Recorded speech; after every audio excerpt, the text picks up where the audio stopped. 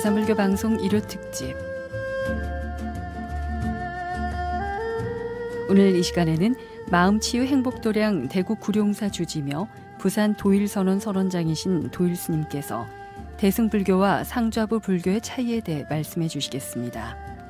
도일스님은 미얀마 테라와다 불교대학 한국 분교장이시며 영국 런던대학 불교학과 석사로 수학하셨고 현재 대구 구룡사와 부산 도일선원에서 법회와 암경 강의를 하고 계십니다.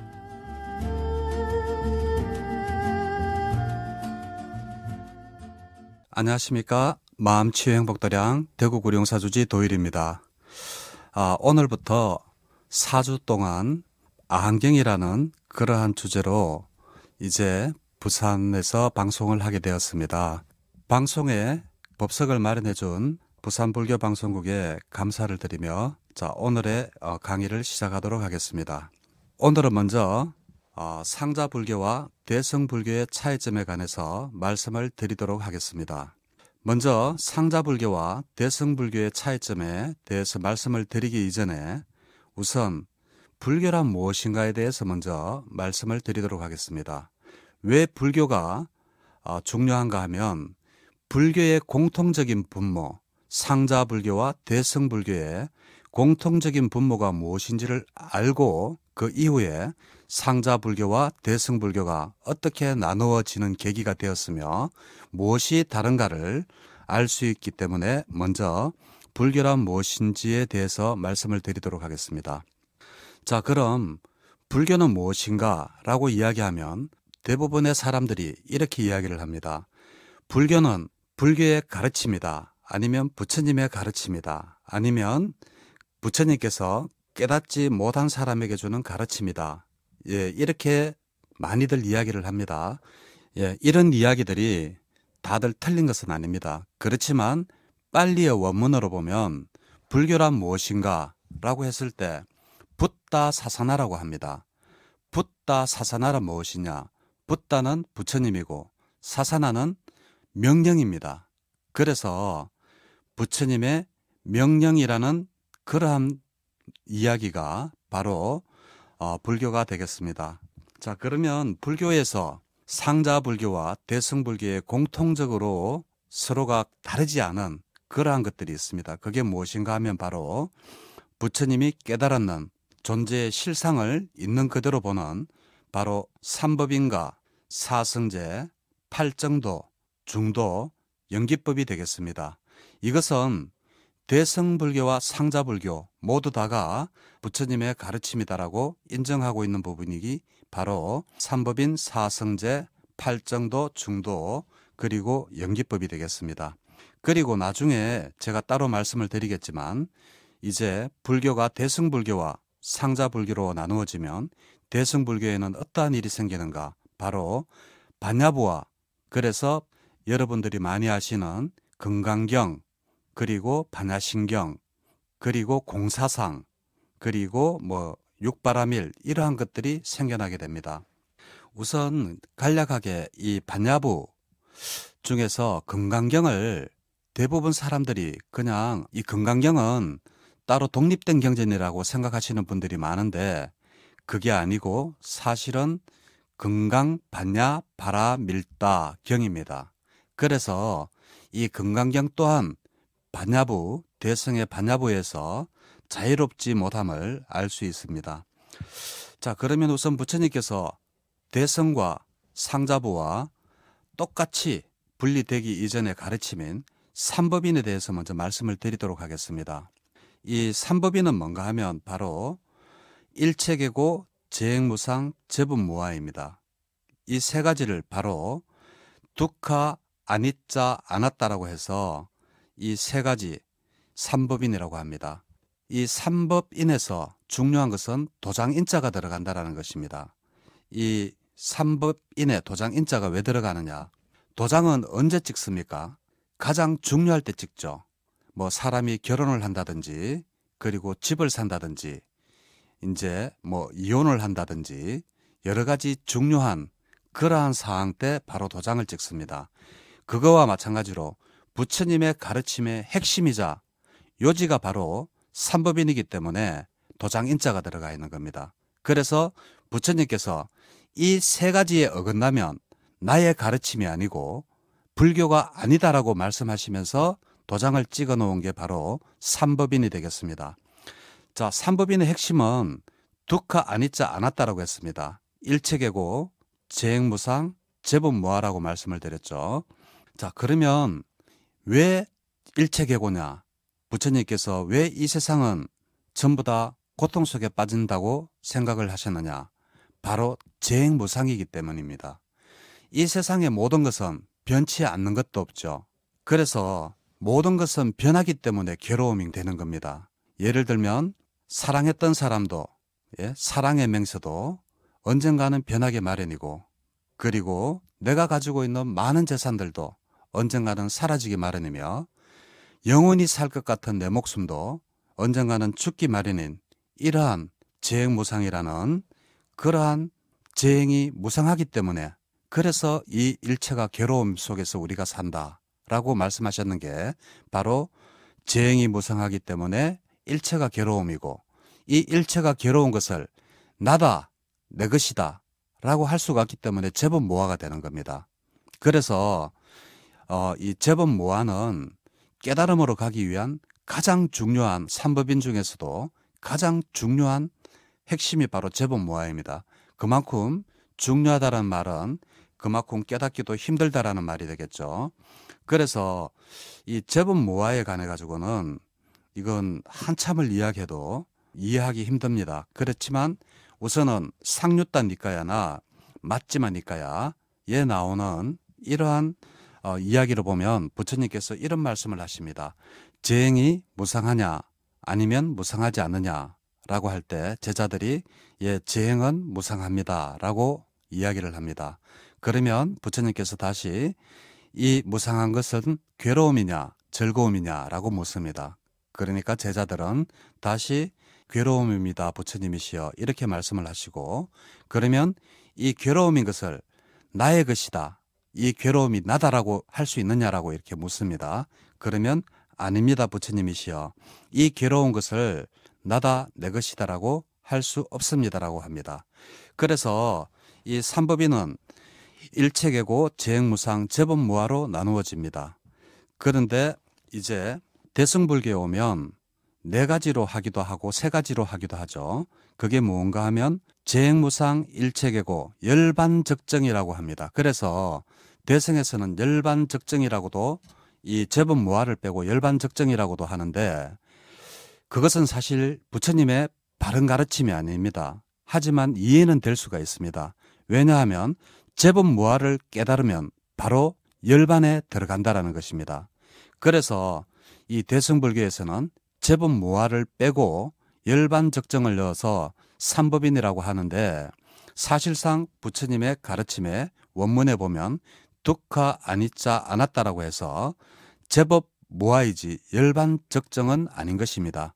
그리고 이것 또한 대승불교와 상자불교가 다른 점입니다. 그리고 이 상자부 불교의 경전은 제가 이렇게 빨리어로 이렇게 말씀을 드리지 않습니까? 이 빨리어로 된 원문을 가지고 니까야라고 합니다. 니까야라고 하고, 이 니까야를 중국에서 번역을 했는 것을 바로 아가마숫다라 그래서 아한경이라고 하는 겁니다. 그래서 니까야나 아한경이나 사실상 거의 같지만 또 다른 부분이 있습니다. 왜냐하면 우리가 번역을 이렇게 한번 하면 할수록 거기에는 오역이 생기고 많은 자기의 주관이 들어가게 됩니다. 그래서 제가 외국에서 공부할 때, 미얀마나 스리랑카나 영국에서 공부할 때 시간이 조금씩 남을 때마다 저도 번역을 한 5권을 했습니다. 근데 지금은 번역을 전혀 하지 않습니다.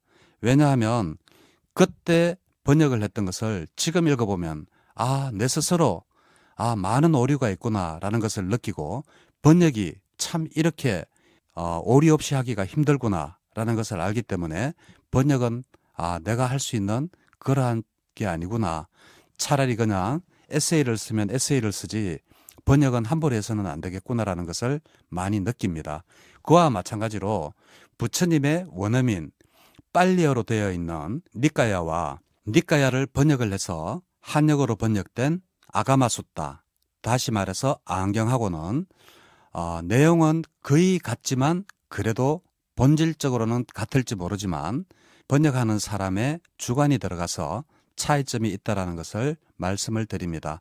그래서 이 상자불교의 경전은 니까야, 그리고 대승불교의 경전은 기본적으로 아가마숫다, 아함경을 기본으로 하되 대승불교는 나중에 사상적으로 많은 이 발전을 하게 되죠. 그래서 대승불교는 나중에 반야부가 생기고 그래서 반야 8천송 뭐 이런 것부터 해서 나중에 이것도 점점 발전을 해서 반야 10만송 이러한 경전도 생기게 되는 겁니다. 그리고 또 이제 뭐 공사상부터 해서 공안, 화두 이렇게 이제 발전해 나가는 것이 대승불교라면 상자불교는 아직까지 3000년 전에 부처님께서 말씀을 하신 그 원문 니까야만 가지고 그대로 외우면서 그대로 거기에서 조금도 변형되지 않은 불교를 상자불교라고 할 수가 있겠습니다. 자, 그리고 이제 또 두 번째 부처님의 가르침의 핵심인 사승제가 있죠. 사승제는 굉장히 어렵고도 심오한 그러한 가르침이 바로 4가지 성스러운 진리, 사승제가 되겠습니다. 그래서 이 사승제는 신도님들한테 물어보면 이제 그런 말들 하죠. 사승제 아느냐 그러면 알죠 스님 그러면서 고진멸도 아닙니까? 그러면 이제 이렇게 말씀을 하시는데 이제 이 사승제라고 이렇게 고진멸도 맞습니다. 우리는 고진멸도라고 이렇게 알고 있지만 원어로 보면 그게 또 더 정확히 알 수 있습니다. 고란 무엇인가 바로 The Through of Dukkha입니다. 고통의 핵심입니다. 무엇 때문에 우리가 괴로우냐 하는 그러한 게 바로 그 고성제가 되겠습니다. 괴로움의 원인은 그 디가니까에 보면 잘 나타나 있습니다. 어떠한 것이 괴로움이냐라고 이야기를 했을 때 부처님께서 태어남도 괴로움이요, 늙어감도 괴로움이요, 그리고 병듦도 늙음이고, 그리고 또한 죽는 것도 괴로움이고, 가지고자 하나 가지지 못하는 것도 괴로움이고, 뭐 이렇게 여러 가지를 말씀을 하시면서 괴로움에 대해서 부처님께서 디가니까에 잘 말씀을 하고 있죠. 자, 그래서 이렇게 고가 우리가 일체가 계고라는 그거와 만약에 똑같다라고 하면 고통이 결과지 않습니까? 그러면 고통의 원인은 무엇일까? 라고 했을 때 바로 집이 되는 겁니다. 이 집은 뭔가 하면 The Through of Origin of Dukkha입니다. 이게 뭔가 하면 바로 고통의 원인이 되는 핵심이 무엇이냐라고 하는 게 바로 집이 되죠. 이 집은 한문어로는 그냥 집이라고 했지만 원인입니다. 우리가 왜 고통스럽게 살아야 되는지 그 원인을 바로 집이라고 합니다. 그래서 부처님의 사상인 연기법이 이 사성제에도 올곧이 들어가 가지고 있다는 것을 알 수가 있습니다.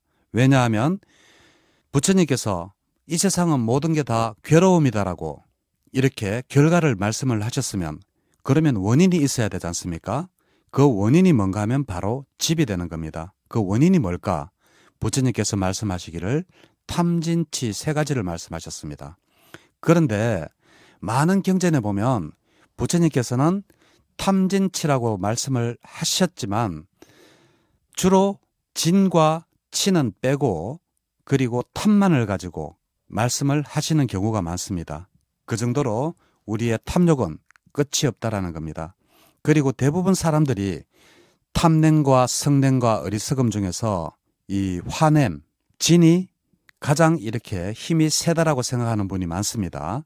왜냐하면 탐을 내는 순간에는 사람들이 막 성질이 나고 그리고 막 이렇게 뭔가를 막 이렇게 집어 던질 듯하고 남을 막 칠 듯하니까 진이 정말 힘이 세구나 이렇게 생각을 할 수도 있지만 그렇지만 부처님께서는 왜 탐, 즉 탐욕, 가래를 가지고 진과 치를 빼고 가래만 가지고 이야기한 경전이 많다라고 말씀을 드렸는데 왜 그러느냐 하면 바로 탐욕이 가장 힘이 강하기 때문입니다. 한번 생각을 한번 해보십시오. 자, 오늘 아침에 여기 이렇게 보살님께서 아저씨랑 거사님이랑 싸우고 나왔다. 그래가지고 화가 뭐같이 나가지고 지금 이렇게 오늘 화나 가라앉히자 하고 이 지금 라디오 법문을 지금 듣고 있다고 하더라도 그 화가 오늘 저녁까지 아니면 내일 아침까지 과연 지속이 될 수 있느냐? 그거 굉장히 어렵습니다. 그렇지만 거꾸로 자, 보살님들 보석 좋아하시죠? 보석이나 명품 좋아하시죠? 그러더라고요. 이렇게 가니까 뭐 동창회 갔는데 이제 동창회 가는 날은 신랑들이 거의 이제 죽는 날이죠. 왜냐하면 갔다 와가지고 아니 내보다 못생겼고 내보다 공부도 못했던 애가 신랑 잘 만나가지고 들고 오는데 보니까 전부 다 뭐 이런 것만 들었더라 하면서 이제 주로 부인들이 이제 동창회나 모임 갔다 오는 날은 거의 이제 신랑들이 거의 죽는 날이죠. 그래서 자, 그렇습니다.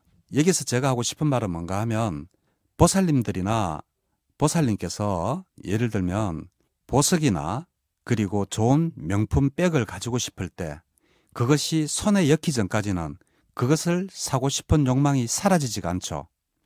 왜냐하면 바로 그만큼 탐욕이라는 것이 힘이 강하기 때문입니다. 그래서 부처님께서 이 집 고통의 원인이 뭔가라고 했을 때 탐진치를 말씀하시지만 많은 경전에서 탐만을 이야기하는 이유가 바로 거기에 있습니다. 진과 치는 힘이 약하기 때문입니다. 그래서 이 갈의 탐욕은 굉장히 힘이 세고 나머지는 힘이 조금 약하다. 그렇더라도 탐진치가 바로 우리의 고통을 만드는 가장 그러한 원인이 된다. 그래서 원인이 집이고 결과가 고다. 예, 사성제 안에도 연기법이 들어있음을 알 수가 있습니다. 자, 그리고 다음에 멸성제입니다. 멸성제는 뭔가 하면 바로 고통이 멈추어져 있는 상태를 이야기합니다.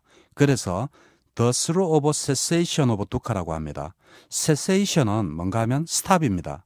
정지되어 있는 상태, 그걸 보고 Cessation이라고 하는데 그러면 두카, 고통이 정지되어져 있는 그러한 상태를 바로 멸이라고 합니다.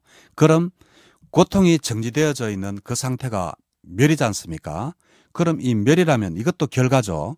그러면 무엇을 통해서 어떠한 원인으로 해서 이 고통이 멈추어져 있느냐라고 했을 때 그 원인이 있을 거 아닙니까? 그것이 바로 도가 되겠습니다. 그래서 이 도는 뭔가 하면 The Through of Path of Liberation from Dukkha입니다. Liberation이 해방, 자유롭게 만든다죠. 그래서 고통으로부터 자유스럽게 만드는 그러한 길, path, 도가 되겠습니다. 그래서 부처님께서 고집멸도를 이야기하시면서 이 도에 해당하는 것은 바로 팔정도를 말씀을 하셨습니다. 그래서 이 상자부 불교의 수행법이 팔정도라면 대승불교의 수행법은 육바라밀이 되겠습니다. 이것도 또한 차이점이 되겠습니다. 나중에 제가 또 차이점을 말씀드릴 때 거기에 대해서 말씀을 드리도록 하고 우선은 팔정도가 왜 중요한가라는 것을 이러한 수행법을 통해서 팔정도라는 수행법을 통해서 원인이죠. 그래서 모든 이러한 고통을 멈출 수가 있는 게 바로 멸이 됩니다. 그래서 고집멸도는 그 네 가지 성스러운 진리라고도 하면서 바로 이러한 연기법과도 서로 연관이 되어져 있다라는 것을 알 수가 있겠습니다. 그래서 팔정도에서 이 팔정도가 제가 상자부 수행에서 상자부 불교에서 수행법이 바로 팔정도라고 했습니다. 심지어는 부처님께서 대반열반경에 보면 이러한 말씀을 하십니다. 팔정도가 있으면 나의 가르침이고 팔정도가 없으면 나의 가르침이 아니다라고까지 말씀을 하시고 계시죠. 그럴 정도로 이 팔정도의 중요함은 두 번 다시 이렇게 말할 필요가 없습니다. 부처님의 가르침의 핵심은 바로 부처님의 가르침의 핵심은 삼법인이라면 부처님의 수행법은 바로 팔정도를 말씀하고 계시기 때문입니다. 자, 팔정도를 보면 우선 8가지 누구나가 다 아시고 계실 겁니다. 특히 우리 이 불교 방송을 들을 정도의 관심을 가지고 계시는 분이라면 팔정도는 누구나가 다 알고 있을 거라고 생각을 하지만 다시 한 번 더 말씀을 드리도록 하겠습니다. 자, 정견입니다. 제일 첫 번째 나오는 게 정견이죠. 이 정견은 무엇인가 하면 우리가 사물을 바르게 보는 것입니다. 사물을 바르게 보는데, 자, 쉽게 이야기하면 사물을 바르게 본다라고 우리가 이야기하지만 경전에는 정확히 무엇이라고 나와 있는가 하면 우리가 앞에 제가 말씀드린 네 가지 성스러운 진리, 사성제를 바르게 꿰뚫어 아는 것, 이것이 바로 정견이 되겠습니다. 그리고 이 정견, 사성제를 바로 꿰뚫어 본 다음에 사성제를 바르게 생각하는 겁니다. 그게 바로 정사유죠. 그리고 난 다음에 사성제에 근거해서 바르게 말하기입니다. 예를 들면 내가 왜 고통스러운가, 그 결과에 따라서 사성제를 생각해 보면 아, 내가 지금 무슨 불만이 있거나 무슨 원인이 있구나, 내가 지금 욕심을 부리고 있구나, 이러한 것들을 바르게 알고 바르게 말하는 겁니다. 이것이 바로 정어가 되고, 그리고 바로 바르게 행동하기입니다. 정업이 되겠습니다. 이 정업은 우리 사성제 중에서도 우리가 고통의 원인이 되는 이러한 것들을 우리가 하지 않는 행동이 되겠죠. 그래서 바로 이러한 것들이 바로 정업이 되고, 정명, 바른 직업을 가지고 생활하기입니다. 자, 정명에 관해 가지고도 이 맞지만 니까야, 그러니까 아한경에서는 중아한경으로 번역이 되는데, 이 맞지만 니까야에서 이야기하기를 어떻게 이야기를 하느냐, 바른 직업이란 도대체 어떠한 직업이냐, 바로 우리가 일반적으로 이렇게 남에게 피해를 주지 않고 생계를 이어가는 이러한 것을 정명이라고 합니다. 그런데 하지 말아야 될 직업이 있습니다. 그게 바로 사람을 죽이는 직업, 그리고 무기를 만드는 그러한 직업, 그리고 또한 외과 의사들도 바로 바른 직업이 아니라고 경전에서 이야기를 하고 있습니다. 저도 사실 이 부분이 조금 의아해서 여러 가지 생각을 개인적으로 해보았습니다. 사람을 이렇게 살리는 의사라면 괜찮지 않을까, 남을 도와주는 게 아닐까라고 이렇게 생각을 했는데, 부처님께서는 왜 이렇게 바른 직업이 아니다라고 했을까라고 생각을 해보면, 우선은 피를 보고 남의 살을 찢고 하는 이러한 행위 때문에 부처님께서 바른 직업이 아닌 것에 들어가는 게 아닌가라고 개인적으로 생각을 해봅니다. 자, 그리고 이러한 정견, 정사유, 정어, 정업, 정명, 이렇게 사성제를 바르게 보고 사성제를 바르게 생각하고 사성제에 따라서 바르게 말하고 사성제의 가르침대로 행동하고 사성제의 가르침대로 바른 직업을 가지고 살아가는 것을 정정진, 꾸준하게 하라는 겁니다. 한 번에 하라는 게 아니라 정진, 정진이 무엇입니까?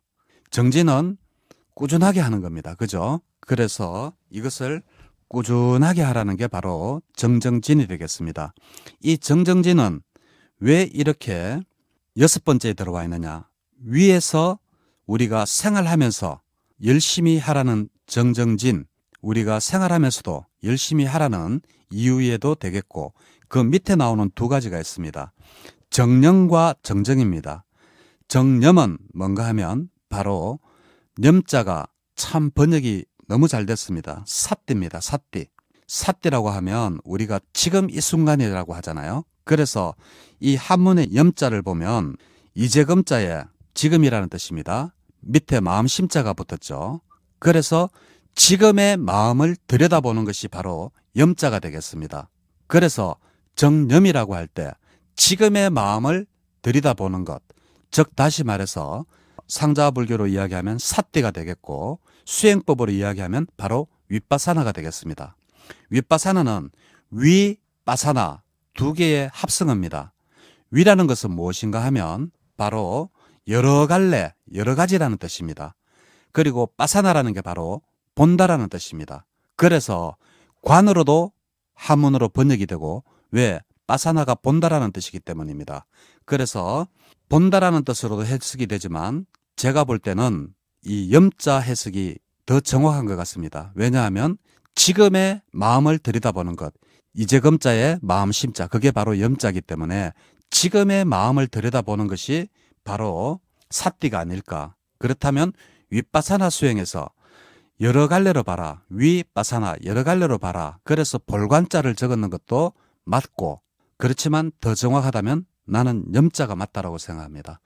그리고 또 다른 해석이 있죠. 한문으로 수의라는 번역으로도 됩니다. 그래서 수의는 뭔가 하면 바로 마음을 지킨다라는 뜻이죠. 그래서 마음을 지키는데 어떻게 지키느냐?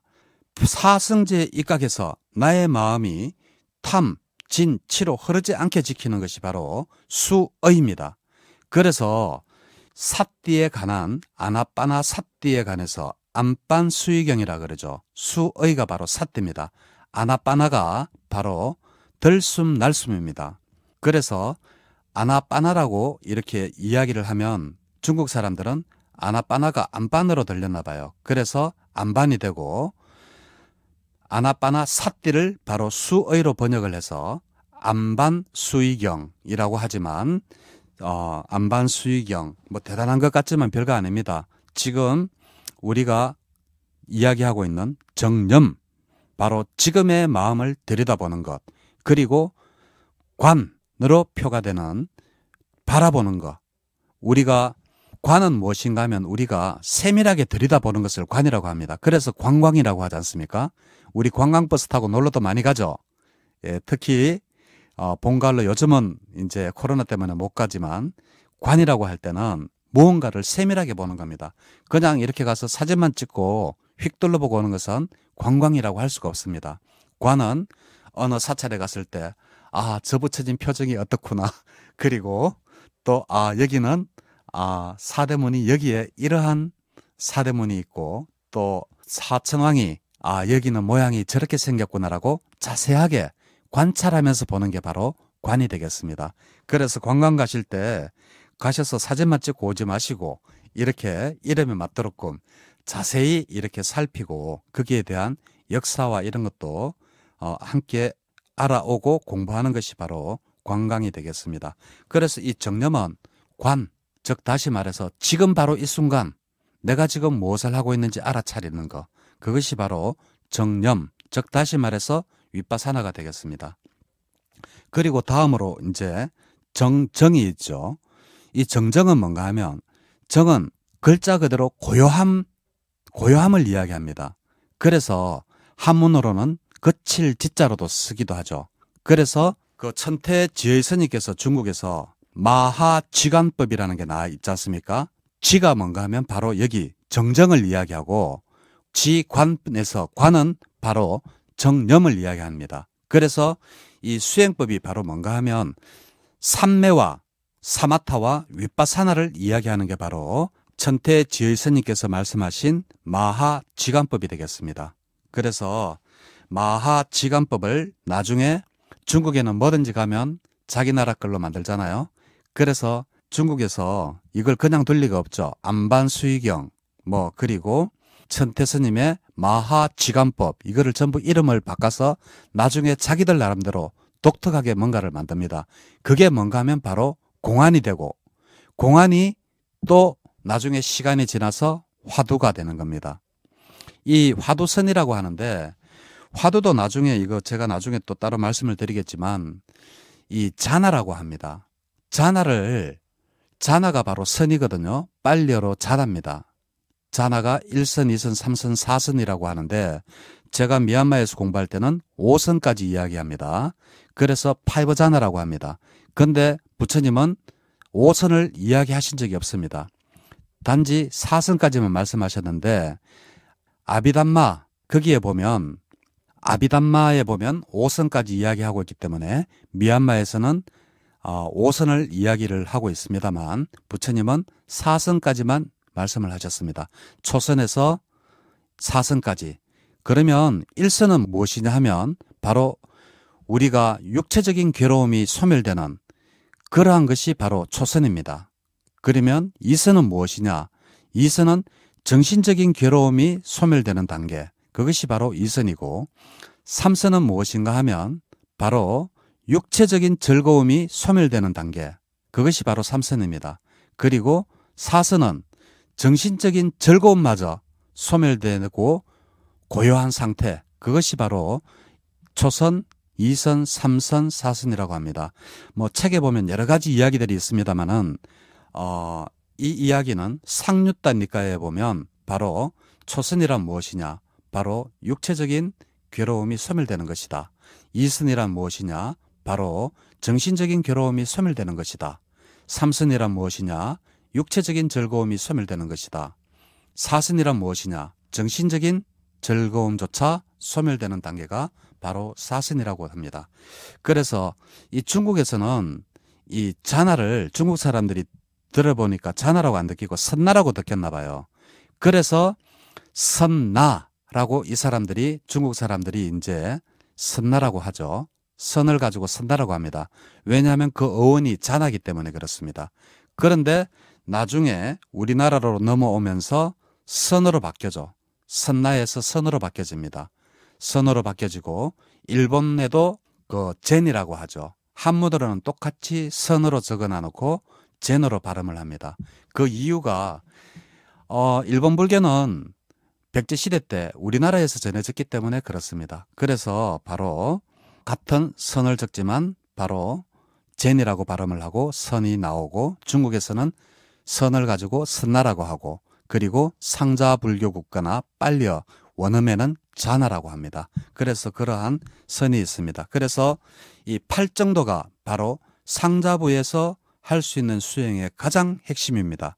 우리가 일반적으로 생활을 하면서 할 수 있는 것은 정견부터 해서 정사유, 정어, 정업, 정명까지가 우리가 일상생활에서 할 수 있는 수행법이라면 정령과 정정, 윗바사나와 사마타는 우리가 고요히 앉아서 우리가 수행법으로서 할 수 있는 게 바로 사마타와 윗바사나가 되겠습니다. 그래서 이러한 수행법은 상자불교 국가에서는 이것을 가장 핵심적인 수행 방법으로 생각을 하고 있습니다. 그렇지만 대승불교면 이것이 아니고 육바라밀이 핵심적인 수행 방법으로 바뀌어지게 됩니다. 거기에 대해서는 제가 조금 있다가 다시 또 말씀을 드리도록 하겠습니다. 자, 그리고 이 부처님께서도 이 중요하게 생각하셨는 오온에 관한 겁니다. 이 오온은 누구나가 아시다시피 색수상행식이라고 합니다. 그죠? 오온 누구나가 알죠. 그렇지만 부처님께서 이 오온을 왜 중요하게 생각했느냐?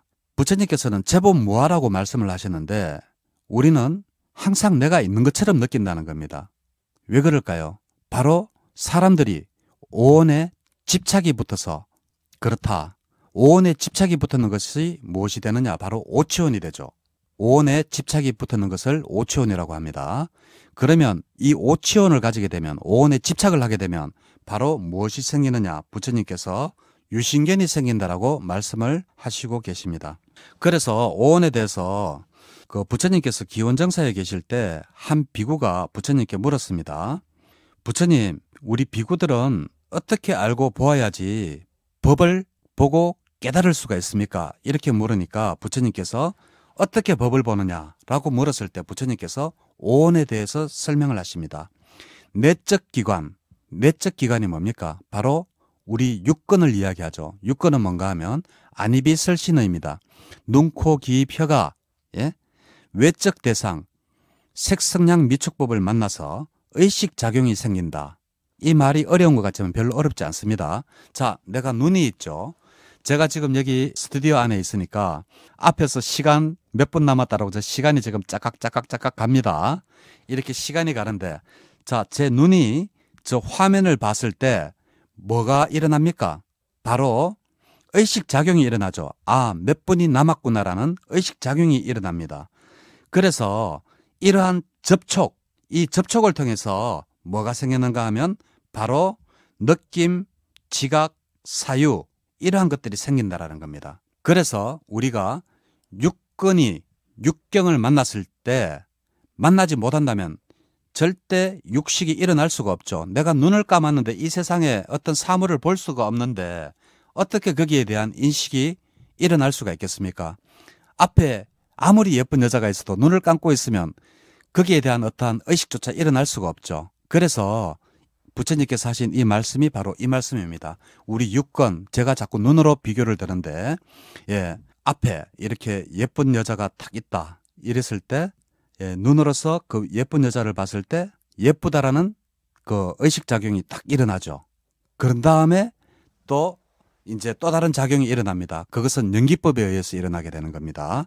그것까지는 이따가 말씀을 드리도록 하고, 그래서 이 의식작용 이렇게 일어나는 것을 세 가지가 부딪혀서 같이 일어나지 않습니까? 육근이 육경에 부딪혀서, 눈이 어떤 대상에 부딪혀서 의식작용이 일어나는 것을 바로 삼사화합이라고 합니다. 그래서 이 접촉을 통해서 우리가 바로 감각, 느낌, 지각, 사유, 의식 이 네 가지 비물질적인 요소가 생겨난다. 이것을 우리는 사람이라고 한다. 라고 부처님께서 오온경에서 말씀을 하고 계십니다. 자, 어떻습니까? 자, 우리가 사람이라고 할 때 거기에 나라는 실체가 과연 있느냐라는 것입니다. 부처님께서는 오온경을 통해서 거기에는 나라라고 하는 실체가 없다라고 지금 분명하게 말씀을 하고 계시는 게 바로 오온경이죠. 굉장히 중요한 경입니다. 왜냐하면 육근이 뇌, 눈, 코, 귀입이 어떠한 대상을 만나서 느끼기 때문에 거기서 일어나는 느낌과 지각과 사유와 그리고 의식이 일어나기 때문에 네가 있다라고 느끼는 것이지, 실제로는 육근과 육경 그리고 육식이 없으면 너는 아무것도 너라라고 느낄 만한 그러한 게 없다. 그래서 이 기원정사에서 비구가 물었을 때 부처님께서 아주 핵심적인 이야기 오온에 대해서 말씀을 하십니다. 이 오온도 바로 우리 대승불교와 상자불교가 동시에 인정하고 있는 부분입니다. 자, 그리고 뭐 연기법은 이거는 당연하죠. 예, 부처님께서 항상 강조하시는 게 이 세상에 연기로 이루어지지 않은 것은 아무것도 없다라고 그렇게 말씀을 하고 계십니다. 그래서 연기라는 쉽게 이야기하면 뭐냐? 자, 이것이 있음으로 말미암아 저것이 있고, 이것이 없음으로 말미암아 저것이 없고, 이것이 생함으로 말미암아 저것이 생하고, 이것이 멸함으로 말미암아 저것이 멸한다. 아, 말이 어렵다, 그죠? 내가 해놓고도 어렵네. 즉 다시 말해서 모든 것은 원인과 결과가 있다라는 것입니다. 이것이 있기 때문에 저것이 있고, 이것이 없으면 저것도 없다라는 겁니다. 이것이 바로 연기법입니다. 이 연기법은 왜 중요하냐? 이것을 연기법을 잘 관찰했을 때 제가 위에서 말씀드렸던 그 사성제조차도 연기법에 의해서 이루어져 있다라고 그랬죠. 그래서 이 연기법조차도, 이 사성제조차도 이 연기법을 통하지 않고서는 우리가 이해할 수가 없다. 이 세상의 모든 것은 연기법 아닌 것이 없다라는 것이 바로 연기법이 되겠습니다. 연기법은 뭐 이것이 있으므로 저것이 있고 뭐 이러면 굉장히 어려우니까 그냥 쉽게 원인과 결과입니다.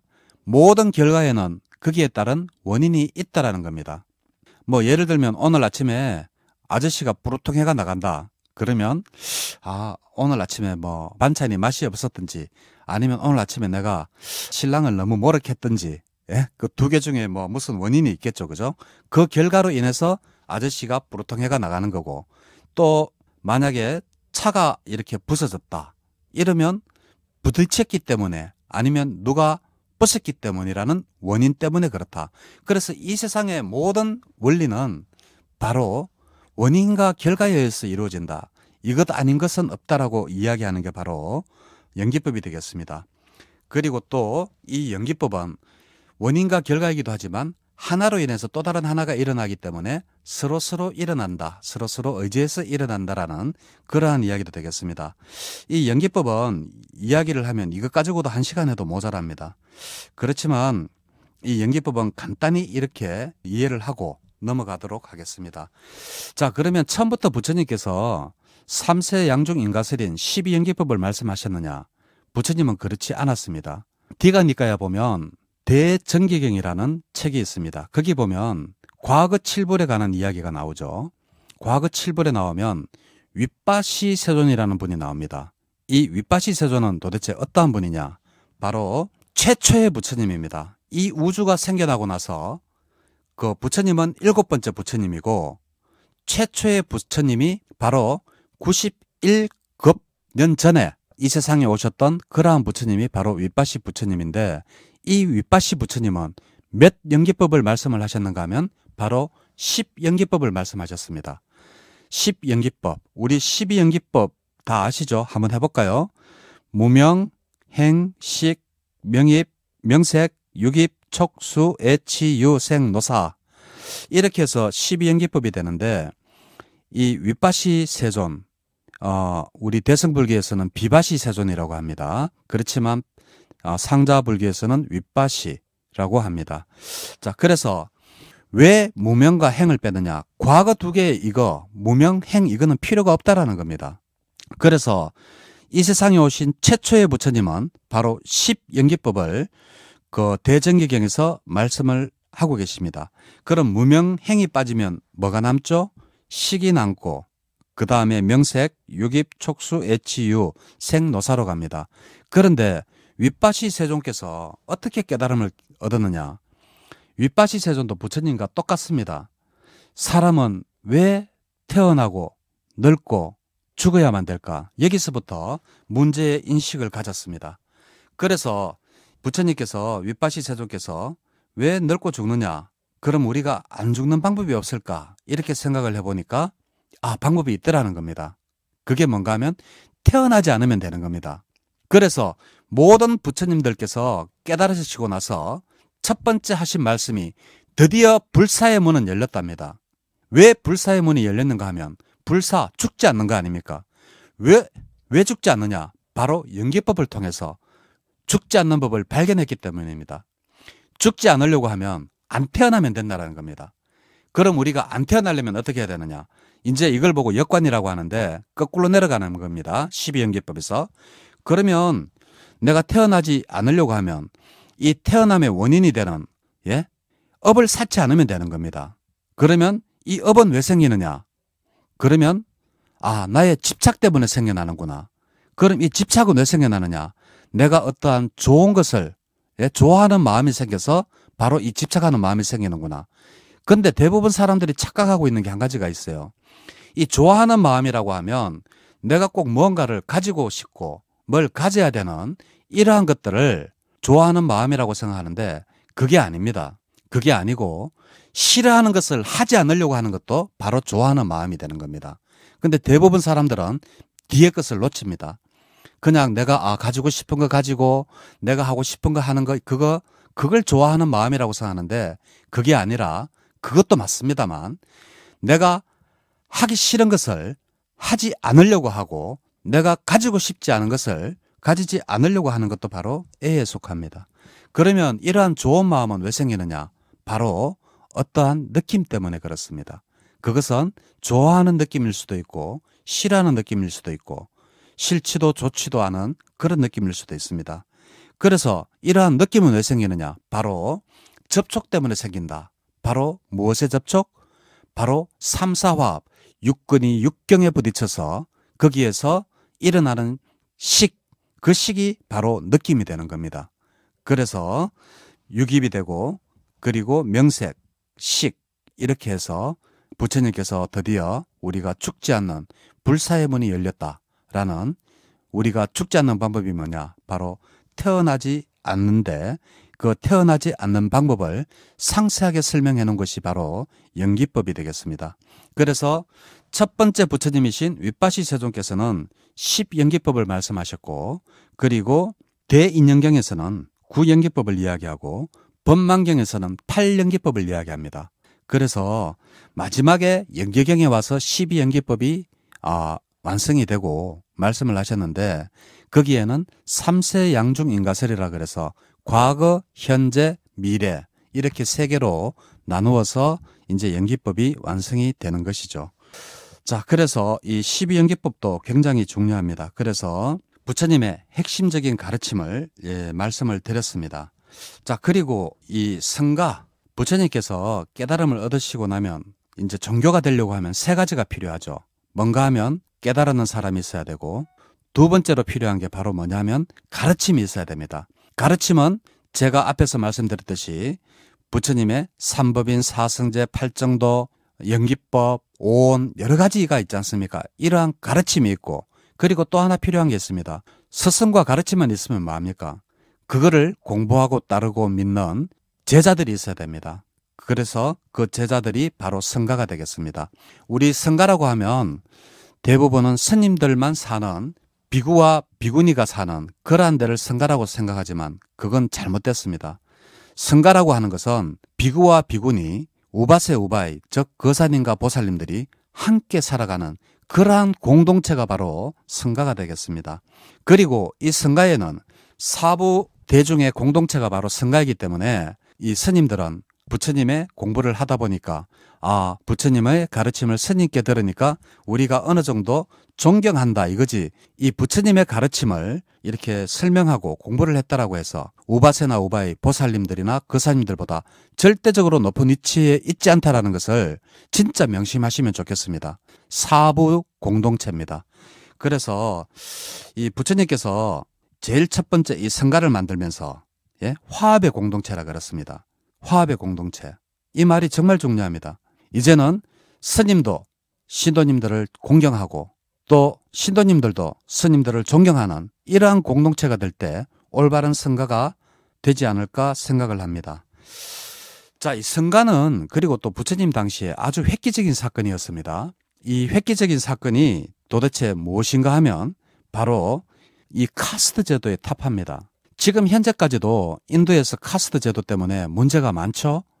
얼마 전에 대학교에서 델리 대학교가 인도에서 되게 좋습니다.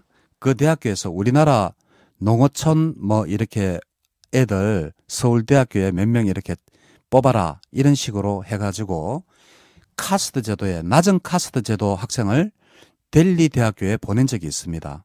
그 델리 대학교에 보냈는데 그 델리 대학교에서 난리가 났습니다. 우리는 이러한 낮은 계급의 학생들과 같이 공부할 수 없다라고. 그리고 지금도 이렇게 부처님이 3000년 전에 오셔가지고 하셨던 카스트 제도를 우리 성단 안에서는 전부 타파를 했는데 3000년이 지난 지금까지도 인도에서는 이 카스트 제도를 타파를 못하고 있다는 거. 이것 또한 정말 부처님의 이 성가의 굉장한 업적이 아닐 수가 없습니다. 그래서 부처님의 카스트 제도, 그리고 요즘 이 많이들 이야기하죠. 여성분들 눈에는 보이지 않지만 여자가 승진할 수 있는 그것이 제한이 돼가 있다. 그래서 유리로 돼가지고 있어서 보이지는 않지만 여자가 차별을 받는다는 그게 바로 유리천장입니다. 그래서 이것을 부처님께서는 언제 타파를 했느냐, 바로 성가를 만드시면서 바로 비구니를 출가를 시킴으로써, 기독교는 이제 여자 그 목사를 인정을 하더라고요. 한 10몇 년 전부터. 아직까지 성당에서는 그 여자를 성직자로 인정을 하지 않고 있죠.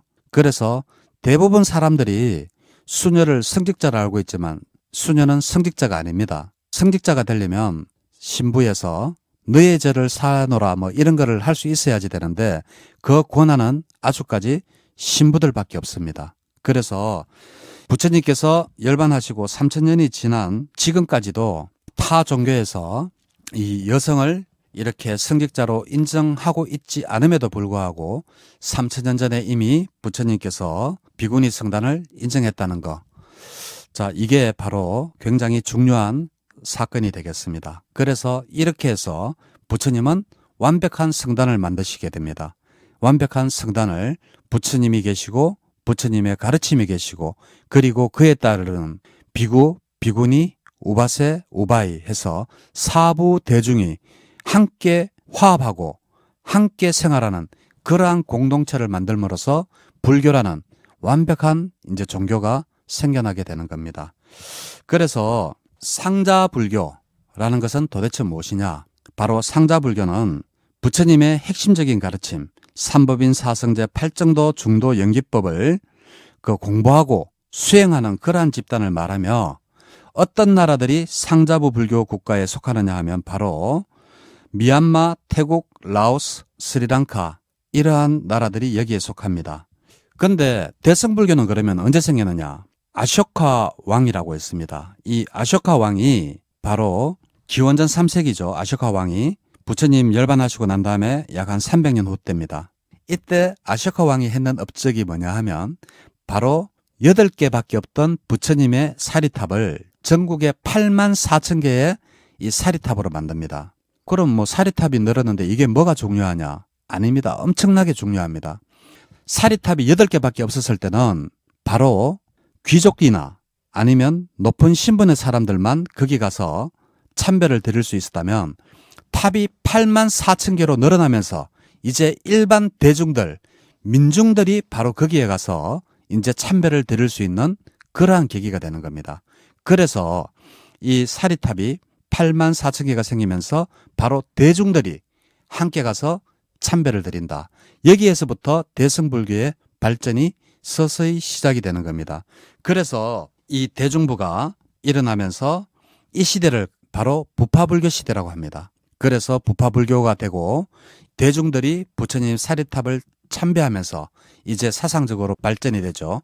그게 바로 반야부가 제일 먼저 발전을 합니다. 반야부가 바로 처음에 말씀드렸던 금강경이나 반야바라밀다신경 이러한 것이 되고 반야부에서 공사상으로 넘어가죠. 우리는 용수라고 알고 있는 바로 나가라주나에 의해서 공사상이 발전되고 그리고 이 공사상이 나중에 공안과 그리고 화두로 발전된다는 것입니다. 그리고 또 뭐 이렇게 보면 죽음에 관해 가지고도 상자불교와 대승불교가 또 다른 점이 많은데 시간이 다 돼서 이것도 참 다 소개를 해드릴 수 없음을 참 안타깝습니다. 이러한 법문은 다음에 또 시간이 되면 한번 또 말씀을 드리도록 하겠습니다. 그리고 제가 4주간 연속해서 법문을 하기 때문에 법문을 들으면 아마 조금이나마 불교의 가치관이나 이러한 것들을 확립하는 데 도움이 되지 않을까 생각합니다. 네, 그러면 아쉽지만 오늘 시간이 다 돼서 여기에서 마치도록 하겠습니다. 그리고 오늘 저희 강의가 재밌었다거나 그리고 상자불교에 대해서 관심이 있으신 분들은 매주 금요일 오후 4시부터 저희 부산 도일선언에서 이렇게 함께 공부하는 장소를 만들고 있으니까 많은 관심을 가져주시면 감사하겠습니다. 네, 감사합니다. 코로나19로 고통받는 모든 분들이 고통에서 하루속히 벗어나시기를 불교방송 만공의 가족과 함께 약사열의 부처님 전에 발언합니다. 우리 모두는 고귀하고 거룩한 생명입니다. 청정한 마음과 몸으로 병마를 이기는 힘을 길러 함께 일어서기를 간절한 믿음으로 기도합니다. 우리는 더불어 사는 운명 공동체입니다. 지구촌 모든 인류가 화합하며 서로의 용기를 북돋아 어려움을 함께 이겨나가기를 간절히 기원합니다. 생명을 지키는 일은 고귀한 복을 짓는 일입니다. 아픈 사람들을 돌보는 의료인들과 모든 공덕자들의 건강과 행복을 발언하며 함께 보살행을 실천해 나가겠습니다. 나무 약사 열애불, 나무 약사 열애불, 나무 약사 유리광 열애불. 좋은 인연입니다. BBS 부산불교방송 사장 수불입니다. 코로나19로 어려운 여건 속에서도 부산불교방송 신사옥불사는 꾸준히 진행되고 있습니다. 아들이 사망보험금을 뜻깊은 곳에 써달라고 동참하신 분부터 부인의 49제를 맞아 불사에 동참하신 분, 10년 가까이 홀로 외손주를 키우며 정성스럽게 모은 돈을 후원해 주신 불자님, 그리고 매일 108배를 하며 매달 기도비를 보내주신 분, 작은 사찰에서 부처님 오신 날 등 공양비를 모아 북한사업 후원의 뜻을 모아주고 계십니다. 이런 귀한 여러분들의 마음이 모인 신사옥 건립불사, 끝까지 그 소중한 뜻을 지켜서 이어나가겠습니다. 여러분 고맙습니다. 그리고 코로나19에도 항상 건강하시길 발언드립니다.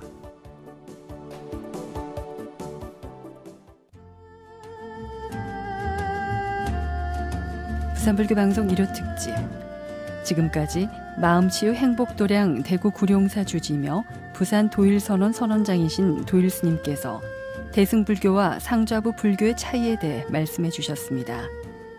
도일스님은 미얀마 테라와다 불교대학 한국 분교장이시며 영국 런던대학 불교학과 석사로 수학하셨고 현재 대구 구룡사와 부산 도일선원에서 법회와 암경 강의를 하고 계십니다. 다음 이 시간에도 도일 스님의 법문이 방송됩니다. 성불하십시오.